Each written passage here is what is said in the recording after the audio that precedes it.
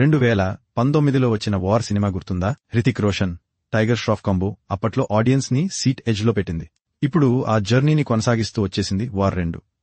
ఈసారి హృతిక్ రోషన్ తో పాటు మన ఎన్టీఆర్ కూడా రంగప్రవేశం చేశారు. కబీర్ అండ్ కృష్ణ ఇద్దరూ కలిసి తెరపై కనిపించడం అది ఒక్క అంచనానే కాని స్క్రీన్ మీద అది నిజమైపోవడం ఫ్యాన్స్ కి ఫెస్టివల్ లాంటిది. కథ ఇంటర్నేషనల్ స్టేజ్ మీద అన్ఫోల్డ్ అవుతుంది. కబీర్ ఒక సీనియర్ ఏజెంట్ కొత్త మిషన్ కోసం కృష్ణ ఫీల్డ్లోకి అడుగు పెడతాడు. మొదట ఇద్దరి మధ్య మిస్అండర్స్టాండింగ్స్, క్లాషెస్, సస్పిషన్, కానీ ఆ క్లాష్ నుంచే బయటపడేది ఒక ట్రస్ట్. చివరికి ఇద్దరూ కలిసి దేశాన్ని రక్షించాల్సిన పరిస్థితి వస్తుంది. ఆ ట్రస్ట్ ఎలా బిల్డ్ అయింది, మిషన్ సక్సెస్ అయ్యిందా, అదే ఈ సినిమా కోర్. పర్ఫార్మెన్సెస్ గురించి చెప్పాలంటే Hrithik Roshan, his style, his charisma, his action timing once again solid జిఏ డెలివర్ చేశారు.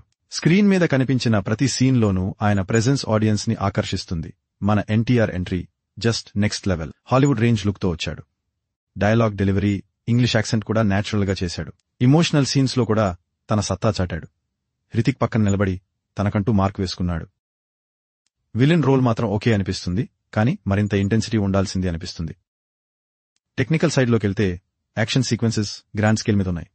Car chases, combat scenes all Hollywood standard. Visuals top notch, camera work mind blowing.